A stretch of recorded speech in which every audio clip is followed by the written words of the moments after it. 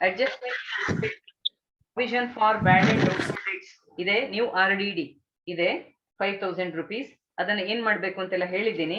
Interest accrued on investments, unexpired discount ಅಂದ್ರೆ rebate on bills discounted ಇದೆ. Then interim dividend declared. So interim dividend ಒಂದು part ಅನ್ನ ಕೊಟ್ಬಿಟ್ಟಿದ್ದಾರೆ. Interim dividend paid is given in the trial balance. Outstanding interim dividend ಅನ್ನ ನಾವು calculate ಮಾಡಿದೀವಿ. ಒಟ್ಟು dividend ಕೊಡಬೇಕಾಗಿರೋದು 20,000. ಅದರಲ್ಲಿ 17,000 is already paid. ಅದಕ್ಕೆ ಒಂದು ಎಂಟ್ರಿ ಮಾತ್ರ ಬರುತ್ತೆ. It is given in the trial balance. And in 3,000 rupees ಏನಿದೆ ಔಟ್ಸ್ಟ್ಯಾಂಡಿಂಗ್ ಇಂಟ್ರಿಮ್ ಡಿವಿಡೆಂಡ್, ಅದನ್ನ ಮಾತ್ರ ಎರಡು ಕಡೆ ಹಾಕ್ಬೇಕು. ಒಂದು ಅಪ್ರಾಪ್ರಿಯೇಷನ್ಸ್ ಅಲ್ಲಿ ಅದಕ್ಕೆ ಆಡ್ ಮಾಡ್ಬೇಕು 17,000ಗೆ. ಇನ್ನೊಂದು ಅದನ್ನ provisions, other liabilities and provisions schedule number 5 ಅಲ್ಲಿ ತೋರಿಸ್ಬೇಕು ಅಂತ ಹೇಳಿದ್ದೆ. ನೆಕ್ಸ್ಟ್ ಪಾಯಿಂಟ್ ನಂಬರ್ 5 ಅಲ್ಲಿ 10,000 were added to the premises during the year. Depreciation on opening balance is at 10% is required ಅಂತ ಹೇಳಿದ್ದಾರೆ. ಅದನ್ನು ಕ್ಯಾಲ್ಕುಲೇಟ್ ಮಾಡ್ಕೊಂಡಿದೀವಿ. ಓಪನಿಂಗ್ ಬ್ಯಾಲೆನ್ಸ್ ಫೈಂಡ್ ಔಟ್ ಮಾಡಿ 10% ಡಿಪ್ರಿಸಿಯೇಷನ್ ಎಷ್ಟಾಗುತ್ತೆ ಅಂತ ಕ್ಯಾಲ್ಕುಲೇಟ್ ಮಾಡಿದೀವಿ. ಅಡ್ಜಸ್ಟ್ಮೆಂಟ್ಸ್ 6 and 7 ಏನಿದೆ ಅದಕ್ಕೆ ನೀವು ಯಾವುದು ಸ್ಪೆಷಲ್ ಅಡ್ಜಸ್ಟ್ಮೆಂಟ್ಸ್ ಮಾಡ್ಬೇಕಾಗಿಲ್ಲ. 6th adjustment contingent liability schedule ನಲ್ಲಿ ಬರುತ್ತೆ, ಶೆಡ್ಯೂಲ್ ನಂಬರ್ 12 ನಲ್ಲಿ ಬರುತ್ತೆ. And 7th adjustment market value of India government securities ಅಂತ ಏನ್ ಹೇಳಿದ್ದಾರೆ ಅದನ್ನ ನೀವು ಔಟರ್ ಕಾಲಮ್ ನಲ್ಲಿ ತೋರಿಸ್ಬೇಕಾಗಿಲ್ಲ. ಇನ್ನರ್ ಕಾಲಮ್ ನಲ್ಲಿ ಬರೀ ಮಾರ್ಕೆಟ್ ವ್ಯಾಲ್ಯೂ ಎಷ್ಟು ಅಂತ ಸ್ಪೆಸಿಫೈ ಮಾಡಿದ್ರೆ ಸಾಕು, ಶೆಡ್ಯೂಲ್ ನಂಬರ್ 8 ಅಲ್ಲಿ. ಓಕೆ, ಇಷ್ಟು ಅಡ್ಜಸ್ಟ್ಮೆಂಟ್ಸ್ ಇದೆ. ನಾವು let us start with schedule number 1, share capital. Okay, share capital ಇಂದ ಶುರು ಮಾಡೋಣ. ಫಸ್ಟ್ ಐಟಮ್ ಕೊಟ್ಟಿದ್ದಾರೆ ನೋಡಿ, ಸಬ್ಸ್ಕ್ರೈಬ್ಡ್ ಕ್ಯಾಪಿಟಲ್ ಅಂತ. ಅದನ್ನ ನೋಡ್ಕೊಂಡು ಶೇರ್ ಕ್ಯಾಪಿಟಲ್ ಅನ್ನ ಮಾಡ್ಕೊಳ್ಳಿ. Okay, subscribed capital, subscribed capital. Okay, 50,000.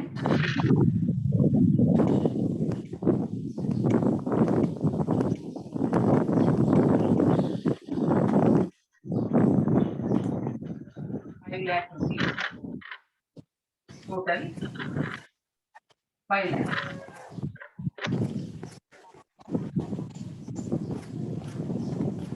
Next to schedule 2, reserves and surplus. Schedule 2 reserves and surplus ಇದೆ. ರಿಸರ್ವ್ಸ್ ಅಂಡ್ ಸರ್ಪ್ಲಸ್ ಅಲ್ಲಿ ರಿಸರ್ವ್ ಫಂಡ್ ಅಂತ ಟ್ರಯಲ್ ಬ್ಯಾಲೆನ್ಸ್ ಅಲ್ಲಿ ಕೊಟ್ಟಿದ್ದಾರೆ, ನೋಡ್ಕೊಳ್ಳಿ, ಅದನ್ನ ಹಾಕೊಳ್ಳಿ. Reserve fund given in the trial balance 2,50,000. Okay, put it in the inner column. Inner column ನಲ್ಲಿ ಯಾಕೆ ಹಾಕೊಳ್ಬೇಕು ಅಂದ್ರೆ ಈ ವರ್ಷದ P&L ಅಕೌಂಟ್ ಆದ್ಮೇಲೆ 20% of the current year profit is transfer to reserve. ಅದಕ್ಕೋಸ್ಕರ ಇಲ್ಲಿ ಬರ್ಕೊಳ್ಳಿ, ಆಡ್ 20% ಟ್ರಾನ್ಸ್ಫರ್ ಟು ರಿಸರ್ವ್ ಅಂತ ಬರ್ಕೊಳ್ಳಿ. ಇದು ಈ ವರ್ಷದ ಅಮೌಂಟ್ ಅನ್ನ ರಿಸರ್ವ್ಗೆ ಟ್ರಾನ್ಸ್ಫರ್ ಮಾಡಿದ್ದು. ಇದನ್ನ ನಾವು P&L ಅಕೌಂಟ್ ಮಾಡಿದ್ಮೇಲೆ ಇದನ್ನ ಕ್ಯಾಲ್ಕುಲೇಟ್ ಮಾಡ್ಲಿಕ್ಕೆ ಸಾಧ್ಯ ಉಂಟು. ಓಕೆ, P&L ಅಕೌಂಟ್ ಫಸ್ಟ್ ಮಾಡ್ಕೊಳ್ಬೇಕು, ಪ್ರಾಫಿಟ್ ಗೊತ್ತಾಗ್ಬೇಕು, ಆಮೇಲೆ 20% ಎಷ್ಟು ಅಂತ ನಿಮಗೆ ಗೊತ್ತಾಗುತ್ತೆ. ಹಾಗಾಗಿ ಬ್ಲಾಂಕ್ ಬಿಟ್ಕೊಂಡಿರಿ. ಓಕೆ, ಏನ್ ಅಮೌಂಟ್ ಬರುತ್ತೆ ಅದನ್ನ ಇಲ್ಲಿ ಹಾಕೊಳ್ಬೇಕು. ಇದಾದ್ಮೇಲೆ ಈ ವರ್ಷದ P&L ಅಕೌಂಟ್ ಅಲ್ಲಿ ಏನ್ ಬ್ಯಾಲೆನ್ಸ್ ಉಳಿಯುತ್ತೆ, ಬ್ಯಾಲೆನ್ಸ್ ಪ್ರಾಫಿಟ್, ಅದನ್ನು ಕೂಡ ಇಲ್ಲಿಗೆ ಟ್ರಾನ್ಸ್ಫರ್ ಮಾಡ್ಬೇಕು. Okay, balance profit transferred from P&L account ಅಂತ ಬರ್ಕೊಳ್ಳಿ. ಓಕೆ, P&L ಅಕೌಂಟ್ ಅಲ್ಲಿ ಫೈನಲ್ ಬ್ಯಾಲೆನ್ಸ್ ಏನ್ ಬರುತ್ತೆ ಅದನ್ನ ಇಲ್ಲಿಗೆ ಟ್ರಾನ್ಸ್ಫರ್ ಮಾಡಬೇಕು. ಅದನ್ನ ಹೀಗೆ ಬರ್ದಿಟ್ಕೊಳ್ಳಿ. ಓಕೆ, ಸೊ ಇದು ಕೂಡ ಈಗ ಬ್ಲಾಂಕ್ ಬಿಟ್ಕೊಂಡಿರಿ. ನಿಮ್ಗೆ ಗೊತ್ತಿಲ್ಲ, P&L ಅಕೌಂಟ್ ಆದ್ಮೇಲೆ ಇದನ್ನ ಕಂಪ್ಲೀಟ್ ಮಾಡ್ಲಿಕ್ಕೆ ಆಗುತ್ತೆ. ಹೀಗೆ ಬರ್ದು ಬಿಟ್ಕೊಂಡಿರಿ. ಓಕೆ, ಇನ್ಕಂಪ್ಲೀಟ್ ಬಿಡ್ಬೇಕು. ಈಗ schedule number 3, deposits. Schedule number 3, deposits. Okay, ಇದರಲ್ಲಿ current deposits 1 lakh. Current deposits 1 lakh ಇದೆ. ಪ್ರಾಬ್ಲಮ್ ನಲ್ಲಿ ಇದೆ, ನೋಡ್ಕೊಳ್ಬೇಕು ಇದನ್ನೆಲ್ಲ. Okay, then fixed deposits 25,000. Fixed deposits 1,25,000. Okay, then savings bank deposits. Savings bank deposits rupees 50,000. 50,000. Then recurring deposits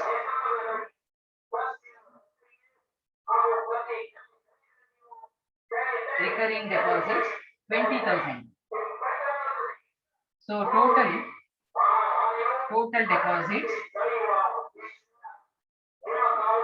is 2,95,000. 2,95,000 ಆಯ್ತು. Next schedule 4 ಗೆ ಹೋಗಿ. Schedule 4 borrowings. Borrowings ಅಲ್ಲಿ ಯಾವಾಗ ಬರುತ್ತೆ ಅಂತ ಹೇಳಿದ್ರೆ, only when the company banking, our bank has borrowed funds from other banking companies or other institutions. ಇಲ್ಲಿ schedule 4 borrowings ಅಲ್ಲಿ ಏನು ಇಲ್ಲ, ನಿಲ್ ಅಂತ ಹಾಕ್ಬೋದು, ನಿಲ್ ಅಂತ ಬರೆದ್ಬಿಡಿ. Okay, then schedule 5 other liabilities and provisions. Other liabilities and provisions. Okay, ಇದರಲ್ಲಿ ನೋಡ್ಕೊಳ್ಳಿ, ಒಂದು ಅನ್ಎಕ್ಸ್ಪೈರ್ಡ್ ಡಿಸ್ಕೌಂಟ್ ಅಂತ ಕೊಟ್ಟಿದ್ದಾರೆ. ಅನ್ಎಕ್ಸ್ಪೈರ್ಡ್ ಡಿಸ್ಕೌಂಟ್ ಅಂದ್ರೆ ರಿಬೇಟ್ ಆನ್ ಬಿಲ್ಸ್ ಡಿಸ್ಕೌಂಟೆಡ್. ಅದು ಅಡ್ಜಸ್ಟ್ಮೆಂಟ್ ಅಲ್ಲಿ ಕೊಟ್ಟಿರೋದ್ರಿಂದ ಓಕೆ, ಎರಡು ಕಡೆ ಎಂಟ್ರಿ ಬರುತ್ತೆ ಅಂತ ಹೇಳಿದ್ದೆ. ಒಂದು ಎಂಟ್ರಿ ಇಲ್ಲಿ ಬರುತ್ತೆ, ಇನ್ನೊಂದು ಎಂಟ್ರಿ ಶೆಡ್ಯೂಲ್ ನಂಬರ್ 13 ಅಲ್ಲಿ ಬರುತ್ತೆ. ಓಕೆ, ಈಗ ಇದನ್ನ ಹಾಕೊಳ್ಳಿ. Unexpired discount. ಅನ್ಎಕ್ಸ್ಪೈರ್ಡ್ ಡಿಸ್ಕೌಂಟ್ ಕಾಣಿಸ್ತಾ ಇದೆಯಾ? ಓಕೆ, ಅನ್ಎಕ್ಸ್ಪೈರ್ಡ್ ಡಿಸ್ಕೌಂಟ್ ಬ್ರಾಕೆಟ್ ನಲ್ಲಿ ಬೇಕಾದ್ರೆ ರಿಬೇಟ್ ಆನ್ ಬಿಲ್ಸ್ ಡಿಸ್ಕೌಂಟೆಡ್ ಅಂತ ಬರ್ಕೊಳ್ಳಿ. ರಿಬೇಟ್ ಆನ್ ಬಿಲ್ಸ್ ಅಂತ ಬರ್ಕೊಂಡ್ರೆ ನಿಮ್ಗೆ ಗೊತ್ತಾಗುತ್ತೆ. Okay, this is rupees 380 rupees. Then one more item is there, outstanding interim dividend. ಇದು ಅಡ್ಜಸ್ಟ್ಮೆಂಟ್ ಅಲ್ಲಿ ಇದೆ, ನೋಡ್ಕೊಳ್ಳಿ. ಔಟ್ಸ್ಟ್ಯಾಂಡಿಂಗ್ ಇಂಟರಿಮ್ ಡಿವಿಡೆಂಡ್ ಅಂತ ನಾವು ಕ್ಯಾಲ್ಕುಲೇಟ್ ಮಾಡ್ಕೊಂಡಿದೀವಿ. ಓಕೆ, ನಿನ್ನೆ ಅಡ್ಜಸ್ಟ್ಮೆಂಟ್ ಅಲ್ಲಿ ಮಾಡಿಸಿದೀನಿ. ಇದನ್ನ 3,000 ಏನೋ ಬರುತ್ತೆ ಅಲ್ವಾ? Outstanding interim dividend as calculated. ನೀವು ಕ್ಯಾಲ್ಕುಲೇಟ್ ಮಾಡ್ಕೊಂಡಿದ್ದೀರಿ, ಬೇಕಾದ್ರೆ ಬ್ರಾಕೆಟ್ ಅಲ್ಲಿ ಬರ್ಕೊಳ್ಳಿ. This is calculated in the adjustment. Okay, so 3,000 ಇದೆ. ಸೊ ಟೋಟಲ್ ಮಾಡ್ಕೊಳ್ಳಿ. ಈಗ ಟೋಟಲ್ 3,380. ಓಕೆ, ನೆಕ್ಸ್ಟ್ ಈಗ ಶೆಡ್ಯೂಲ್ ನಂಬರ್ 6 ನೋಡಿ. ಇದಿಷ್ಟು ಕೂಡ ಲಯಬಿಲಿಟಿ ಸೈಡ್ ಶೆಡ್ಯೂಲ್ಸ್ ಇದು. ಓಕೆ, ಈಗ ಅಸೆಟ್ ಸೈಡ್ ಶೆಡ್ಯೂಲ್ ಅನ್ನ ಮಾಡೋಣ. Schedule number 6, cash and balance with RBI. Balance with RBI. Okay, ನಿಮ್ಗೆ ಮೇಲ್ಗಡೆ ಕಾಣಿಸ್ತಿಲ್ಲ ಅಂತ ಕಾಣುತ್ತೆ, ಈಗ ನೋಡ್ಕೊಳ್ಳಿ. Okay, cash and balance with RBI. ಇದರಲ್ಲಿ cash in hand and RBI and with RBI ಅಂತ ಇದೆ. Cash in hand and with RBI. This is given in the trial balance. Okay, 1,93,000. 1,93,000 ಇದೊಂದೇ ಐಟಮ್ ಇರೋದು. ಕ್ಲೋಸ್ ಮಾಡ್ಕೊಳ್ಳಿ. ಟೋಟಲ್ 1,93,000. ಓಕೆ, ನಾವು schedule number 7. Schedule number 7 ಇದನ್ನ ಒಂದು ನಿಮಿಷ.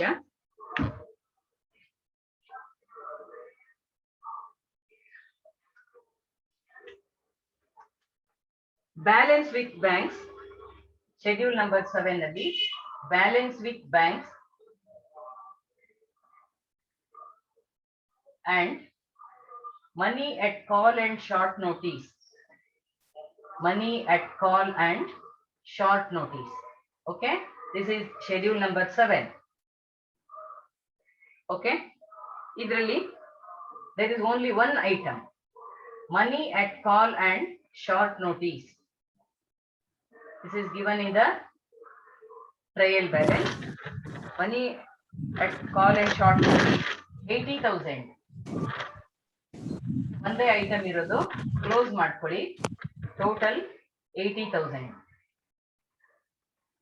Next schedule number 8. Okay, schedule 8 investments. Schedule 8 investments ಇದೆ. ಇನ್ವೆಸ್ಟ್ಮೆಂಟ್ಸ್ ಅಲ್ಲಿ government securities ಅಂತ ಇದೆ ನೋಡಿ. ಇದಕ್ಕೆ 7th ಅಡ್ಜಸ್ಟ್ಮೆಂಟ್ ಅಪ್ಲೈ ಆಗುತ್ತೆ. ಗವರ್ನಮೆಂಟ್ ಸೆಕ್ಯೂರಿಟೀಸ್ ಟ್ರಯಲ್ ಬ್ಯಾಲೆನ್ಸ್ ಅಲ್ಲಿ ಕೊಟ್ಟಿರೋ ಅಮೌಂಟ್ ಅನ್ನ ಇಲ್ಲಿ ಹಾಕೊಳ್ಳಿ. ಅಮೌಂಟ್ ಕಾಲಮಿಗೆ ಹಾಕೊಳ್ಳಿ. 4 lakhs. ಯಾಕೆಂದ್ರೆ ಅವರು ಇನ್ವೆಸ್ಟ್ಮೆಂಟ್ಸ್ ಅನ್ನ they should be shown at market value ಅಂತ ಏನು ಹೇಳಿಲ್ಲ, ಸುಮ್ನೆ ಮಾರ್ಕೆಟ್ ವ್ಯಾಲ್ಯೂ ಅಂತ ಸ್ಪೆಸಿಫೈ ಮಾಡಿದ್ದಾರೆ ಅಷ್ಟೇ. ಅದನ್ನ ನೀವು ಬ್ರಾಕೆಟ್ ನಲ್ಲಿ ಬರೆದ್ರೆ ಸಾಕು. ಓಕೆ, ಮಾರ್ಕೆಟ್ ವ್ಯಾಲ್ಯೂ ಅಡ್ಜಸ್ಟ್ಮೆಂಟ್ ಅಲ್ಲಿ ಕೊಟ್ಟಿದ್ದಾರೆ ₹3,90,000. ಅದನ್ನ ಹೀಗೆ ಬರೆದು ಬಿಟ್ರೆ ಸಾಕು, ಮತ್ತೇನು ಅಡ್ಜಸ್ಟ್ಮೆಂಟ್ ಅನ್ನ ಮಾಡ್ಬೇಕಾಗಿಲ್ಲ. Okay, next shares, investment in shares ಅಂತ. ಓಕೆ, ಇದನ್ನ ಬರೀ ಶೇರ್ಸ್ ಅಂತ ಕೊಟ್ಟಿದ್ದಾರೆ. ನೀವೇನಂತ ತಿಳ್ಕೊಳ್ಬೇಕು, ಇನ್ವೆಸ್ಟ್ಮೆಂಟ್ ಇನ್ ಶೇರ್ಸ್ ಅಂತ ತಗೊಳ್ಬೇಕು. Okay, investment in shares is 50,000. There are 2 investments. Okay, total of this schedule is 4,50,000. 4,50,000. Okay, next schedule number 9. Schedule number 9 ಅಲ್ಲಿ advances. ಇಲ್ಲಿ cash credits, over drafts, other loans and advances, bills discounted ಇದೆಲ್ಲದು ಬರುತ್ತೆ. Okay, ಈ advances ಅಲ್ಲಿ loans, cash credits and over drafts ಅಂತ ಕೊಟ್ಟಿದ್ದಾರೆ, ನೋಡ್ಕೊಳ್ಳಿ. Loans, cash credits and over drafts. Okay, loans, cash credits and over drafts ಇದೆ. ಇದಕ್ಕೊಂದು adjustment ಇದೆ. ಇಲ್ಲಿ ಒಂದು provision for doubtful debts, first adjustment ಇದೆ ನೋಡಿ, ಅದನ್ನ ಇಲ್ಲಿ ಮಾಡ್ಬೇಕು ನೀವು. ಯೂಶುವಲಿ ನಾವು ಡೆಟಾರ್ಸ್ ಅಲ್ಲಿ ಅದನ್ನ ಕಳಿತೀವಿ. ಈಗ ಬ್ಯಾಂಕಿಂಗ್ ಕಂಪನಿ ಅಕೌಂಟ್ಸ್ ಅಲ್ಲಿ ಡೆಟಾರ್ಸ್ ಅಂತ ಬರೋದಿಲ್ಲ ಅಂತ ಹೇಳಿದ್ದೆ ನಿಮ್ಗೆ. ಸೊ ಹಾಗಾಗಿ ಇದನ್ನೇ ನಾವು ಡೆಟಾರ್ಸ್ ಅಂತ ತಗೊಳ್ಬೇಕಾಗತ್ತೆ. ನಮ್ಗೆ ಇದು ಬರ್ಬೇಕಾಗಿರೋ ಅಮೌಂಟ್, ಹಾಗಾಗಿ ಇದನ್ನೇ ಡೆಟಾರ್ಸ್ ಅಂತ ತಗೊಳ್ತೀವಿ. So amount is 2,85,000. Okay, 2,85,000 inner column ನಲ್ಲಿ ಬರ್ಕೊಳ್ಳಿ. Less new provision. ನ್ಯೂ ಅಂತ ಯಾಕೆ ಹೇಳ್ತೀನಿ ಅಂದ್ರೆ, ಅಡ್ಜಸ್ಟ್ಮೆಂಟ್ ಅಲ್ಲಿ ಕೊಟ್ಟಿದ್ದಾಗ ನಾನು ಅದನ್ನ ನ್ಯೂ ಅಂತ ಹೇಳ್ತೀನಿ. ಟ್ರಯಲ್ ಬ್ಯಾಲೆನ್ಸ್ ಅಲ್ಲಿ ಕೊಟ್ಟಿದ್ರೆ ಅದನ್ನ ಓಲ್ಡ್ ಅಂತ ಕರಿತೀನಿ. ಓಕೆ, ಸೊ ಇದು ನ್ಯೂ ಅಂತ ಯಾಕೆ ಬರೀತಿದ್ದೀನಿ ಅಂದ್ರೆ, this is given in the adjustment. New provision for doubtful dates. New provision for doubtful dates. Provision for doubtful dates ಅನ್ನ ಸಿಂಪಲ್ ಆಗಿ ಹೇಳೋದಾದ್ರೆ RDD, ಬೇಕಾದ್ರೆ ಬ್ರಾಕೆಟ್ ಅಲ್ಲಿ ಬರ್ಕೊಳ್ಳಿ, new RDD. Okay, this is calculated, this is given in the problem 5,000. ಇದನ್ನ less ಮಾಡ್ಕೊಳ್ಳಿ. 2,85,000 ಅಲ್ಲಿ 2,80,000 ಬರುತ್ತೆ, ಅದನ್ನ ಔಟರ್ ಕಾಲಮಿಗೆ ಹಾಕೊಳ್ಳಿ. ಓಕೆ, ಇದಾದ್ಮೇಲೆ ಇನ್ನೊಂದಿದೆ bills purchased and discounted. Bills purchased and discounted, ಇದು ಕೂಡ another type of loan granted by the banker. bills discounted 46,000, ಅದನ್ನ ಹಾಕೊಳ್ಳಿ. 46,000 ಟೋಟಲ್ ಮಾಡ್ಕೊಳ್ಳಿ. 3,26,000 total of schedule number 9. Okay, ಈಗ schedule 10 fixed assets. Schedule 10 fixed assets ಹಾಕೊಳ್ಳಿ. Fixed assets ಏನೇನಿದೆ ನೋಡ್ಕೊಳ್ಳಿ. Okay, ಒಂದು ಪ್ರಿಮಿಸಸ್ ಮಾತ್ರ ಇರೋದು ನೋಡಿ. ಪ್ರಿಮಿಸಸ್ ಮಾಡ್ಬೇಕಾದ್ರೆ you have to be very careful. Premises as per trial balance ಅನ್ನೇ ತಗೊಳ್ಬೇಕು. Okay, premises as per trial balance. Opening balance ತಗೊಳ್ಬೇಡಿ. ಓಪನಿಂಗ್ ಬ್ಯಾಲೆನ್ಸ್ ಅನ್ನ ನೀವು ಅಡ್ಜಸ್ಟ್ಮೆಂಟ್ ಅಲ್ಲಿ ಕ್ಯಾಲ್ಕುಲೇಟ್ ಮಾಡಿದ್ದೀರಿ. ಯಾತಕ್ಕೋಸ್ಕರ ಮಾಡಿದ್ರಿ opening balance? To calculate depreciation. ಅಲ್ಲಿ ಕ್ಲಿಯರ್ ಆಗಿ ಹೇಳಿದ್ರು, depreciation should be calculated on the opening balance only ಅಂತ ಹೇಳಿದ್ರು.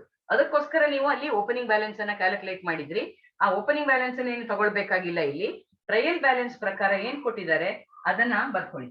50,000 less depreciation. Okay, depreciation calculate ಮಾಡಿದಿರಿ, ಬ್ರಾಕೆಟ್ ನಲ್ಲಿ ಕ್ಯಾಲ್ಕುಲೇಟೆಡ್ ಅಂತ ಬರ್ಕೊಳ್ಳಿ. ಎಷ್ಟು ಡಿಪ್ರಿಸಿಯೇಷನ್ ಅಂತ ನೋಡ್ಕೊಳ್ಳಿ.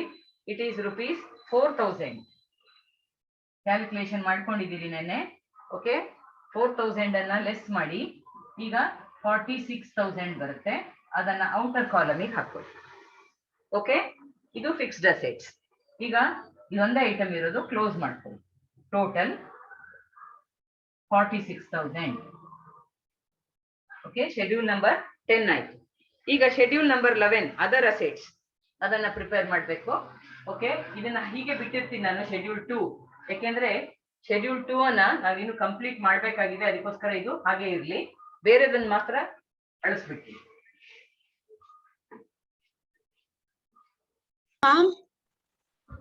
ಕಾಣಿಸ್ತಾ ಇಲ್ವಾ? ಮ್ಯಾಮ್ ಅದು ಡಿಪ್ರಿಸಿಯೇಷನ್ 10,000 ಅಲ್ಲಿ ಮಾಡಿತ್ತಲ್ಲ. ಯಾವುದು ಯಾವುದು? ಇದು ಮ್ಯಾಮ್ 10,000 ಬರ್ಬೇಕಲ್ಲ, ಅದು 40,000 ಅಲ್ವಾ? ಯಾವುದು? Depreciation opening balance 40,000. ಅದನ್ನೇ ನಾನು ನಿಮ್ಗೆ ಹೇಳಿದ್ದು. ಓಪನಿಂಗ್ ಬ್ಯಾಲೆನ್ಸ್ ಅಂದ್ರೆ ಈ ವರ್ಷ 10,000 ಪ್ರಿಮಿಸಸ್ ಪರ್ಚೇಸ್ ಮಾಡಿದ್ರಿ ಅಂತ ನಿಮ್ಗೆ ಅಡ್ಜಸ್ಟ್ಮೆಂಟ್ ಅಲ್ಲಿ ಹೇಳಿದ್ದಾರೆ. ಅಂದ್ರೆ ಈ ವರ್ಷದ ಬಿಗಿನಿಂಗ್ ನಲ್ಲಿ we had premises of 40,000. Okay, and additions made during the year is 10,000. So total amount of premises with the firm with the company is 50,000. Correct ಅಲ್ವಾ? ಹೀಗೆ ತಾನೇ ಇರೋದಲ್ಲಿ. ನಾವು ಯಾಕೆ ಓಪನಿಂಗ್ ಬ್ಯಾಲೆನ್ಸ್ ಕ್ಯಾಲ್ಕುಲೇಟ್ ಮಾಡಿದ್ವಿ ಅಲ್ಲಿ? ಓಪನಿಂಗ್ ಬ್ಯಾಲೆನ್ಸ್ ಆಕ್ಚುಲಿ ನಾವು ಮಾಡ್ಕೊಳ್ಳಲ್ಲ, ಯಾವಾಗ್ಲೂ direct ಆಗಿ ಅದನ್ನ ತಗೊಂಡ್ಬಿಡ್ತೀವಿ. ಆದ್ರೆ ಯಾಕಲ್ಲಿ ಓಪನಿಂಗ್ ಬ್ಯಾಲೆನ್ಸ್ ಕ್ಯಾಲ್ಕುಲೇಟ್ ಮಾಡಿದ್ವಿ ಅಂದ್ರೆ ಅವರು ಕ್ಲಿಯರ್ ಆಗಿ ಅಡ್ಜಸ್ಟ್ಮೆಂಟ್ ಅಲ್ಲಿ ಹೇಳಿದ್ರು, depreciation is to be calculated on the opening balance only ಅಂತ ಹೇಳಿದ್ದಾರೆ ಕ್ಲಿಯರ್ ಆಗಿ. ಓದ್ಕೊಳ್ಳಿ ಆ ಅಡ್ಜಸ್ಟ್ಮೆಂಟ್ ಅನ್ನ, ಗೊತ್ತಾಗತ್ತೆ ನಿಮಗೆ. ಓಕೆ, ಹಾಗಾಗಿ ನಾವು ಓಪನಿಂಗ್ ಬ್ಯಾಲೆನ್ಸ್ ಅನ್ನ ಅಲ್ಲಿ ಕ್ಯಾಲ್ಕುಲೇಟ್ ಮಾಡ್ಬೇಕಾಯ್ತು. ಓಕೆ, ಓಪನಿಂಗ್ ಬ್ಯಾಲೆನ್ಸ್ ಎಷ್ಟು ಅಂದ್ರೆ 50,000 ಒಟ್ಟಿದ್ದು, ಅದರಲ್ಲಿ 10,000 ಈ ವರ್ಷ ಪರ್ಚೇಸ್ ಮಾಡಿದ್ದು. ಹಾಗಾದ್ರೆ ಈ ವರ್ಷದ ಬಿಗಿನಿಂಗ್ ನಲ್ಲಿ ಎಷ್ಟಿತ್ತು ಅಂತ ನಾವು ಕ್ಯಾಲ್ಕುಲೇಟ್ ಮಾಡ್ಬೇಕು. ಬಿಗಿನಿಂಗ್ ನಲ್ಲಿ ಇದ್ದಿದ್ದು 40,000 ಮಾತ್ರ. ಓಕೆ, ಸೊ ಆ 40,000 ಮೇಲೆ ನಾವು 10% ಡಿಪ್ರಿಸಿಯೇಷನ್ ಕ್ಯಾಲ್ಕುಲೇಟ್ ಮಾಡಿ 4,000 ಡಿಪ್ರಿಸಿಯೇಷನ್ ಬಂತು. ಡಿಪ್ರಿಸಿಯೇಷನ್ ಕ್ಯಾಲ್ಕುಲೇಷನ್ ಪರ್ಪಸ್ಗೋಸ್ಕರ ಓಪನಿಂಗ್ ಬ್ಯಾಲೆನ್ಸ್ ಅನ್ನ ಕ್ಯಾಲ್ಕುಲೇಟ್ ಮಾಡಿದ್ರಿ. ಅದನ್ನ ಇಲ್ಲಿ ತಗೊಳ್ಬಾರ್ದು ನೀವು, ಇಲ್ಲಿ ಓಪನಿಂಗ್ ಬ್ಯಾಲೆನ್ಸ್ ತಗೊಳ್ಬಾರ್ದು. ಓಕೆ, ಇಲ್ಲಿ ನೀವೇನ್ ಮಾಡ್, ಹಾಗೇನಾದ್ರೂ ನೀವು ಓಪನಿಂಗ್ ಬ್ಯಾಲೆನ್ಸ್ ತಗೊಂಡ್ರೆ ಏನ್ ಮಾಡ್ಬೇಕಾಗತ್ತೆ, ಇಲ್ಲಿ opening balance 40,000 plus added during the year 10,000, total 50,000 less depreciation 4,000. ಹೀಗ್ ಮಾಡ್ಬೇಕಾಗತ್ತೆ. ಅರ್ಥ ಆಯ್ತಲ್ಲ? Got it? ಓಕೆ, ಸೊ ಯಾವಾಗ್ಲೂ ಕೂಡ ಓಪನಿಂಗ್ ಬ್ಯಾಲೆನ್ಸ್ ಅಲ್ಲಿ ತಗೊಳ್ಳೋದಲ್ಲ, ನಾವು ವರ್ಷದ ಕೊನೆಯಲ್ಲಿ ಏನಿತ್ತು ಅದನ್ನ ತಗೊಳ್ಬೇಕು, ಅದರಲ್ಲಿ ಡಿಪ್ರಿಸಿಯೇಷನ್ ಅನ್ನ ಲೆಸ್ ಮಾಡ್ಬೇಕು. ಓಕೆ, ಈಗ ನೆಕ್ಸ್ಟ್ ಶೆಡ್ಯೂಲ್ ನಂಬರ್ 11 ಗೆ ಹೋಗೋಣ. Okay, schedule 11 other assets.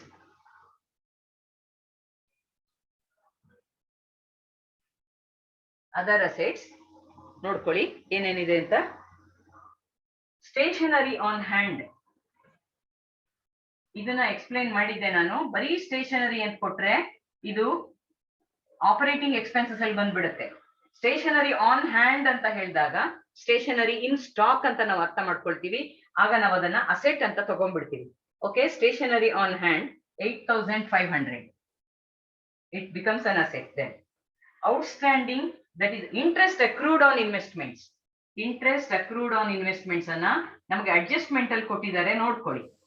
Okay, investments ಮೇಲೆ ಬರ್ಬೇಕಾಗಿರುವಂತಹ ಇಂಟ್ರೆಸ್ಟ್, ಬರ್ಬೇಕಾಗಿರೋದು ಏನೇ ಇದ್ರು ಕೂಡ ನಮಗದು ಅಸೆಟ್ ಆಗುತ್ತೆ. ನಾನು ಅಲ್ಲಿ ಬರ್ಸಿದ್ದೀನಿ ಅಡ್ಜಸ್ಟ್ಮೆಂಟ್ ಅಲ್ಲಿ ಎಲ್ಲೆಲ್ಲಿ ಬರ್ಬೇಕು ಅಂತ. ಒಂದು ಶೆಡ್ಯೂಲ್ 13 ಅಲ್ಲಿ ಇದನ್ನ ಆಡ್ ಮಾಡ್ಕೊಳ್ತೀವಿ. ಓಕೆ, ಇನ್ನೊಂದು ಇಲ್ಲಿ ಅದರ್ ಅಸೆಟ್ಸ್ ಅಲ್ಲಿ ತೋರಿಸ್ಬೇಕು. Okay, so interest accrued on investments 8,000. ಈಗ ಇವೆರಡನ್ನ ಆಡ್ ಮಾಡ್ಕೊಳ್ಳಿ. Total other assets is 16,500. Okay, next schedule 12 contingent liabilities. ಇದು ಔಟ್ಸೈಡ್ ದ ಬ್ಯಾಲೆನ್ಸ್ ಶೀಟ್ ಬರಬೇಕು. ಕಂಟಿಂಜೆಂಟ್ ಲಯಬಿಲಿಟೀಸ್, ಇದ್ರಲ್ಲಿ ಒಂದು ಐಟಮ್ ಇದೆ, ಎಂಡೋರ್ಸ್ಮೆಂಟ್ಸ್ ಅಂತ ಇದೆ ನೋಡಿ. ಎಂಡೋರ್ಸ್ಮೆಂಟ್ಸ್ ಆನ್ ಬಿಹಾಫ್ ಆಫ್ ಕಸ್ಟಮರ್ಸ್ ಅಂತ ಇರುತ್ತೆ. ಅದನ್ನ ನೋಡ್ಕೊಳ್ಳಿ.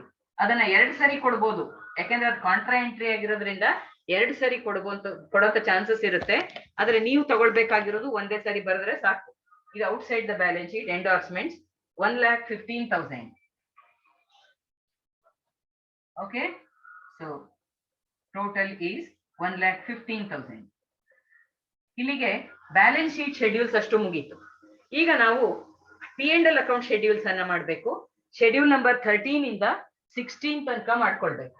ಓಕೆ, ಶೆಡ್ಯೂಲ್ ನಂಬರ್ 13 ಹಾಕಿ.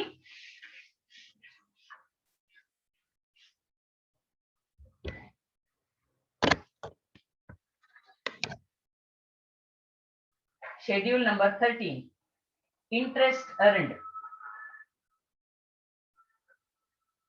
Okay, interest earned ಈಗ ಹಾಕೊಳ್ಳಿ. ಇಲ್ಲಿ ಇಂಟ್ರೆಸ್ಟ್ ಅಂಡ್ ಡಿಸ್ಕೌಂಟ್ ಅಂತ ಕೊಟ್ಟಿದ್ದಾರೆ. ಇಂಟ್ರೆಸ್ಟ್ ಅಂಡ್ ಡಿಸ್ಕೌಂಟ್ ಅಂದ್ರೆ interest on loans plus discount on bills discounted ಎರಡು ಸೇರಿಸಿ ಕೊಟ್ಟಿರೋದು 1,28,000. ಅಡ್ಜಸ್ಟ್ಮೆಂಟ್ ಇದೆ, ಇನ್ನರ್ ಕಾಲಮಿಗೆ ಹಾಕೊಳ್ಳಿ 1,28,000. ಇದರಲ್ಲಿ ರಿಬೇಟ್ ಆನ್ ಬಿಲ್ಸ್ ಡಿಸ್ಕೌಂಟೆಡ್ ಅಥವಾ ಅನ್ಎಕ್ಸ್ಪೈರ್ಡ್ ಡಿಸ್ಕೌಂಟ್ ಅಂತ ಕೊಟ್ಟಿದ್ದಾರೆ ಪ್ರಾಬ್ಲಮ್ ನಲ್ಲಿ, ಅದನ್ನ ಲೆಸ್ ಮಾಡ್ಬೇಕು. Less unexpired discount. This is given in the adjustment. Unexpired discount ಅಥವಾ rebate on bills discounted ಅಂತಾನು ತಗೊಳ್ಬಹುದು. ಎಷ್ಟಿದೆ ಅಮೌಂಟ್? 380.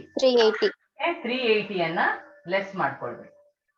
ಇದು ನೆಕ್ಸ್ಟ್ ಇಯರ್ ಇನ್ಕಮ್ ಆಗಿರೋದ್ರಿಂದ ಈ ವರ್ಷದ ಇನ್ಕಮ್ ನಲ್ಲಿ ಇದನ್ನ ಲೆಸ್ ಮಾಡ್ಕೊಳ್ತೀವಿ. ಓಕೆ, 1,27,620 ಬರುತ್ತೆ. 1,27,620 ಬರುತ್ತೆ. ಓಕೆ, ನೆಕ್ಸ್ಟ್ ಇನ್ನೊಂದು ಐಟಮ್ ಇಲ್ಲಿ ಬರುವಂತದ್ದು ಯಾವುದು ಅಂತ ಹೇಳಿದ್ರೆ interest on investments. Okay, interest accrued on investments.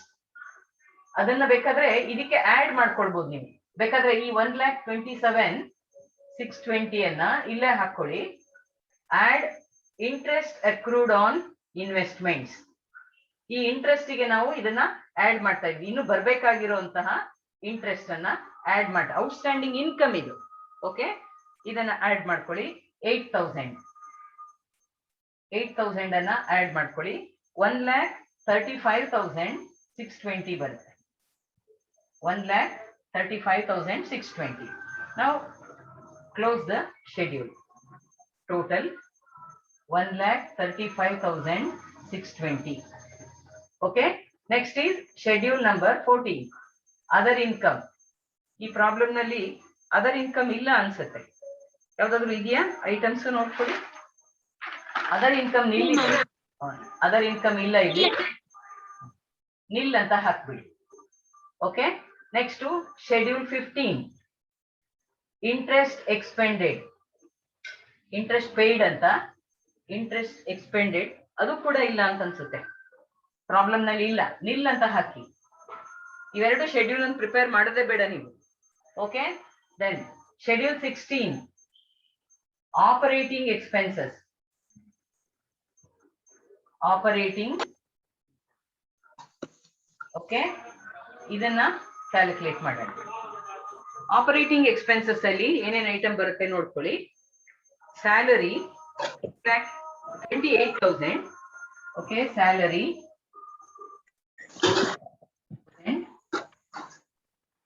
Then general expenses 27,400.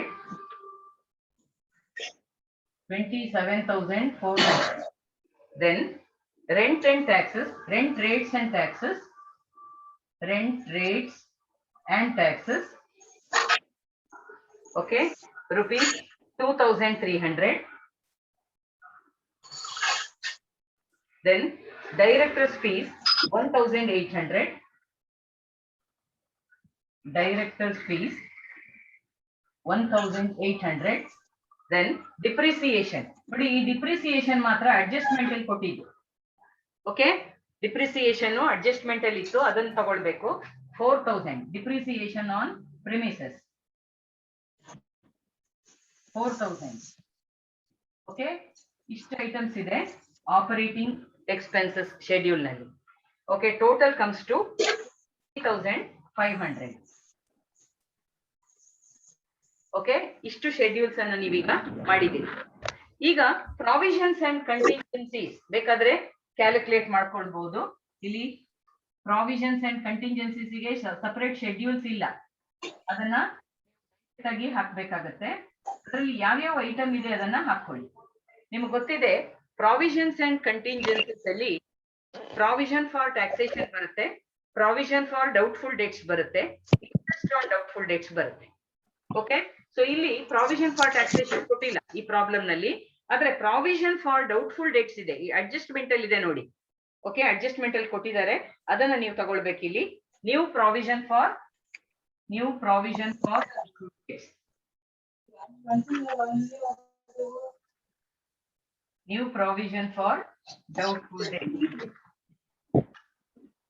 This is given in the first adjustment 5,000. ಈ ಅಡ್ಜಸ್ಟ್ಮೆಂಟ್ ಅನ್ನ ನೀವು ಇದ್ರ ಕೆಳಗಡೆ ತೋರಿಸಬೇಕಾಗತ್ತೆ. ಬೇರೆ ಯಾವುದೇ ಅಡ್ಜಸ್ಟ್ಮೆಂಟ್ ಪ್ರಾವಿಷನ್ಸ್ ಅಂಡ್ ಕಂಟಿಂಜೆನ್ಸೀಸ್ ಅಲ್ಲಿ ಬರುವಂತದ್ದು ಈ ಪ್ರಾಬ್ಲಮ್ ನಲ್ಲಿ ಇಲ್ಲ. ಓಕೆ, ಸೊ ಇಷ್ಟು ಪ್ರಿಪರೇಷನ್ ಆದ್ಮೇಲೆ we will prepare the P&L account of the banking company. Okay, P&L account schedule number 2 ಹಾಗೆ ಬಿಟ್ಟಿರ್ತೀನಿ, ಯಾಕೆಂದ್ರೆ ನಿಮ್ಗೆ ಅದನ್ನ ತೋರಿಸ್ಬೇಕು. ಕಂಪ್ಲೀಟ್ ಮಾಡಿದ್ಮೇಲೆ ಏನಾಗುತ್ತೆ ಅದು ಅನ್ನೋದು ತೋರಿಸ್ಬೇಕು.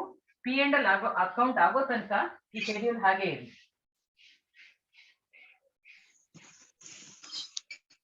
ಓಕೆ, ಈಗ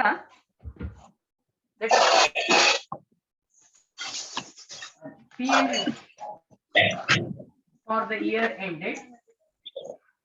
the year ended date ಅನ್ನ ನೀವು ಹಾಕೊಂಡ್ಬಿಡಿ. ಓಕೆ,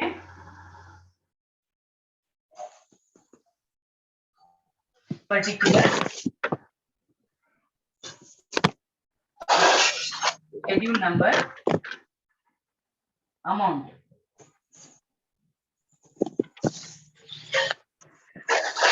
ಕಾಣಿಸ್ತಾ ಇದೆಯಾ? ಇಲ್ಲ. ಓಕೆ, ಈಗ ಕಾಣುತ್ತಲ್ಲ, ನಾನು ಈ ಕಡೆ ಪ್ರಿಪೇರ್ ಮಾಡ್ತಾ ಇದ್ದೀನಿ. This is P&L account. Okay, ಈಗ P&L ಅಕೌಂಟ್ ಅಲ್ಲಿ ಶೆಡ್ಯೂಲ್ ನಂಬರ್ 13 ಇಂದ ಶುರು ಮಾಡ್ಬೇಕು ನೀವು. ಇನ್ಕಮ್, ಫಸ್ಟ್ ಐಟಮ್ ಇನ್ಕಮ್ ಅಂತ ಬರ್ಕೊಳ್ಳಿ. ಅದ್ರ ಕೆಳಗೆ interest earned, schedule number 13. Schedule number 13 ಇನ್ನ ಟೋಟಲ್ ನೋಡ್ಕೊಳ್ಳಿ. ಈಗ 1,35,620. 1,30,620. Okay, other income schedule number 14. Schedule number 14 is nil, ಏನು ಇಲ್ಲ ಅದರ. ಹಾಗಾಗಿ ಸರಿ ಇದೆಯಲ್ಲ? ಹಲೋ, ನಿಮ್ ವಾಯ್ಸ್ ಬ್ರೇಕ್ ಆಗ್ತಾ ಇದೆ, ನಂಗೆ ಕೇಳಿಸ್ತಾ ಇಲ್ಲ. ವಾಯ್ಸ್ ಬ್ರೇಕ್ ಆಗ್ತಾ ಇದೆ. ಏನಾದ್ರು ಯಾರೋ ಬೇರೆ ಮಾತಾಡ್ತಾ ಇರೋದು ಮ್ಯಾಮ್. ಬೇರೆಯವ್ರು ಮಾತಾಡ್ತಾ ಇದ್ದಾರಾ? Okay, total income, total 1,35,620. Okay, second item expenditure. Expenditure ಅಲ್ಲಿ interest expended. Interest expended schedule number 15 ಕೂಡ ನಿಲ್ ಇದೆ, ನೋಡ್ಕೊಳ್ಳಿ. ಇಂಟ್ರೆಸ್ಟ್ ಪೇಡ್ ಏನೂ ಇಲ್ಲ. ಓಕೆ, ಆಮೇಲೆ operating expenses. Operating expenses schedule number 16 ಈಗಷ್ಟೇ ಮಾಡಿದ್ವಿ. ಶೆಡ್ಯೂಲ್ ನಂಬರ್ 16 ಅನ್ನ the total has come to 63,500. 63,500. Then provisions and contingencies. ಇಲ್ಲಿ ಬರಬೇಕು, provisions and contingencies. ಓಕೆ, ಇದಕ್ಕೆ ಶೆಡ್ಯೂಲ್ ಏನು ಇಲ್ಲ. ಓಕೆ, ಶೆಡ್ಯೂಲ್ ನಲ್ಲಿ ಹೀಗೆ ಅಡ್ಡ ಲೈನ್ ಹಾಕ್ಬಿಡಿ. ಅದನ್ನ ಕ್ಯಾಲ್ಕುಲೇಟ್ ಮಾಡಿದ್ದೀರಿ, ದಟ್ ಈಸ್ 5,000 rupees. ಕೆಳಗಡೆ ಕ್ಯಾಲ್ಕುಲೇಟ್ ಮಾಡಿದ್ರಿ ಅಲ್ವಾ? ಈಗ ಈ ಮೂರನ್ನ ಆಡ್ ಮಾಡ್ಕೊಂಡ್ರೆ you get total expenditure. Total expenditure ಇದನ್ನ ಬಿ ಅಂತ ಇಟ್ಕೊಳ್ಳಿ. ಇನ್ಕಮ್ ಅನ್ನ ಎ ಅಂತ ಇಟ್ಕೊಂಡಿದೀವಿ, ಎಕ್ಸ್ಪೆಂಡಿಚರ್ ಅನ್ನ ಬಿ ಅಂತ ಇಟ್ಕೊಳ್ಳಿ. 68,500 ಬಂತು. ಈಗ ಇನ್ಕಮ್ ನಲ್ಲಿ ಎಕ್ಸ್ಪೆಂಡಿಚರ್ ಕಳೆದ್ರೆ ಪ್ರಾಫಿಟ್ ಫಾರ್ ದ ಇಯರ್ ಸಿಕ್ಕತ್ತೆ ನಿಮ್ಗೆ. ಪ್ರಾಫಿಟ್ ಫಾರ್ ಕರೆಂಟ್ ಇಯರ್ ಇದೆ. Okay, for current here A minus B ಅಂದ್ರೆ 1,35,620 minus 68,500. This comes to 67,120. 67,120 ಬಂತು. ಈಗ ಇದಕ್ಕೆ profit of the last year ಕೊಟ್ಟಿದಾರ ಬ್ಯಾಲೆನ್ಸ್ ಶೀಟ್ ಅಲ್ಲಿ, ಸಾರಿ ಟ್ರಯಲ್ ಬ್ಯಾಲೆನ್ಸ್ ಅಲ್ಲಿ ಅಂತ ನೋಡ್ಕೊಳ್ಬೇಕು. ಹಿಂದಿನ ವರ್ಷದ ಪ್ರಾಫಿಟ್ ಅಲ್ಲಿ P&L ಅಕೌಂಟ್ ಅಂತ ಕೊಟ್ಟಿರ್ತಾರೆ, ನೋಡ್ಕೊಳ್ಳಿ. ಅದನ್ನ ಆಡ್ ಮಾಡ್ಕೊಳ್ಳಿ. Add profit of last year ಅಥವಾ ಪ್ರೀವಿಯಸ್ ಇಯರ್ ಬ್ರಾಟ್ ಫಾರ್ವರ್ಡ್. ಇದೆಲ್ಲಿರುತ್ತೆ? ಟ್ರಯಲ್ ಬ್ಯಾಲೆನ್ಸ್ ಅಲ್ಲಿ ಇರುತ್ತೆ, ನೋಡ್ಕೊಳ್ಳಿ. ಟ್ರಯಲ್ ಬ್ಯಾಲೆನ್ಸ್ ಅಲ್ಲಿ ಇಟ್ ಈಸ್ ಗಿವನ್ ಆಸ್ 16,000. 16,000 ಅನ್ನ ಇದಕ್ಕೆ ಆಡ್ ಮಾಡ್ಕೊಳ್ಳಿ. ಆಗ ಎಷ್ಟು ಬಂತು? 83,120. Okay, total profit available for appropriation. total profit available for appropriation. Okay, ಒಟ್ಟು ಪ್ರಾಫಿಟ್ ನಮ್ಮ ಕೈಯಲ್ಲಿರೋದು ಎಷ್ಟೀಗ 83,120 ಅಷ್ಟು ಪ್ರಾಫಿಟ್ ಇದೆ. ಈ ವರ್ಷದ ಪ್ರಾಫಿಟ್ 67,120, ಹಿಂದಿನ ವರ್ಷದ profit 16,000. Total profit in hand is 83,120. Okay, ಈಗ ಅಪ್ರಾಪ್ರಿಯೇಷನ್ಸ್ ಅನ್ನ ಮಾಡ್ಕೊಳ್ಬೇಕು. ಅಪ್ರಾಪ್ರಿಯೇಷನ್ಸ್ ಇದನ್ನ ಹೇಗೆ ಯೂಸ್ ಮಾಡ್ಕೊಂಡಿದ್ದೀರಿ ಅಂತ ನೀವಿಲ್ಲಿ ತೋರಿಸ್ಬೇಕು. ಓಕೆ, ಅಪ್ರಾಪ್ರಿಯೇಷನ್ಸ್ ಯೂಸಸ್ ಅಂತ ಅರ್ಥ. ಇದರಲ್ಲಿ ನಿಮಗೆ ಗೊತ್ತಿದೆ, ಅಡ್ಜಸ್ಟ್ಮೆಂಟ್ ಅಲ್ಲಿ ಕೊಡದೇ ಇದ್ದಾಗಲೂ ಕೂಡ 20% of the current year profit should be transfer to reserve ಅಂತ ಹೇಳಿದ್ದೆ. ಆ ಅಡ್ಜಸ್ಟ್ಮೆಂಟ್ ಅನ್ನ ಫಸ್ಟ್ ಮಾಡ್ಕೊಳ್ಬೇಕು. ಅಡ್ಜಸ್ಟ್ಮೆಂಟ್ ಅಲ್ಲಿ ಹೇಳ್ಬೇಕಾಗಿಲ್ಲ ಅದನ್ನ. Okay, so transfer to reserve 20% transfer to statutory reserve ಅಂತಾನು ಬರೀಬಹುದು. Okay, transfer to statutory reserve ಅಥವಾ ಬರೀ ರಿಸರ್ವ್ ಅಂತಾನು ಬರೀಬಹುದು. ಓಕೆ, ಈಗ ಕ್ಯಾಲ್ಕುಲೇಷನ್ ಇಲ್ಲೇ ತೋರಿಸ್ಕೊಳ್ಳಿ. 20% ಆಫ್ ಕರೆಂಟ್ ಇಯರ್ ಪ್ರಾಫಿಟ್ ಎಷ್ಟು? 67,120. ಇದನ್ನ ಮಾತ್ರ ಸರಿಯಾಗಿ ನೋಡ್ಕೊಳ್ಳಿ. ಇದ್ರ ಮೇಲೆ ಕ್ಯಾಲ್ಕುಲೇಟ್ ಮಾಡಿದ್ರೆ ತಪ್ಪು.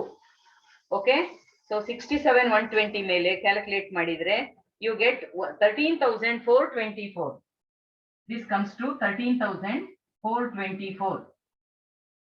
ಓಕೆ, ನೆಕ್ಸ್ಟ್ ಇಂಟರಿಮ್ ಡಿವಿಡೆಂಡ್ ಅಂತ ಇದೆ. ಡಿವಿಡೆಂಡ್ ಅಡ್ಜಸ್ಟ್ಮೆಂಟ್ ಏನೇ ಇದ್ರೂ ಕೂಡ ಇಲ್ಲೇ ಬರ್ಬೇಕದು.